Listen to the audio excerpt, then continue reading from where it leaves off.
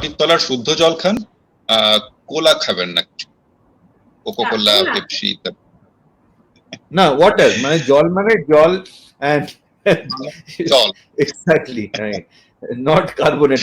আরেকটা জিনিস বলা দরকার, যে আমরা যখন ডিসকাস করছি refined sugar and everything, one of the most harmful food that we can take হচ্ছে কার্বোনেটেড ড্রিঙ্কস।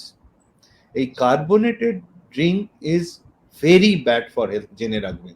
যে ড্রিঙ্ক গুলো খেয়ে ওই আপনি বার্পিং করবেন, ঢেকুর উঠবে, carbonated drinks are not good for health. সুতরাং আপনি যত কম খাবেন, কারণ তাতে আরো চিনি থাকে, and it is concentrated sugar.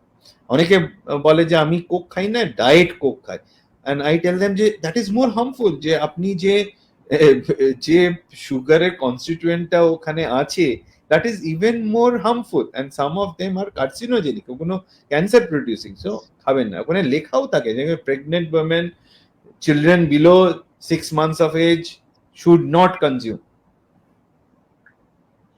আসলে মার্কেটিং এর জায়গাটা এরকম যে ওই একটা জায়গাতে সুরসুরি দেওয়ার মতো, যে কোলেস্টেরল, ক্যালোরি ইনটেকটা কমানো, তাই 0 ক্যালোরি।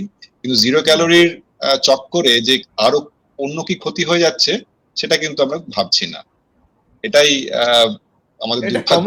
হয়তো পিজা খাচ্ছে কিন্তু 0, কোকটা যেটা খাচ্ছে 0 calorie. So this is a common thing.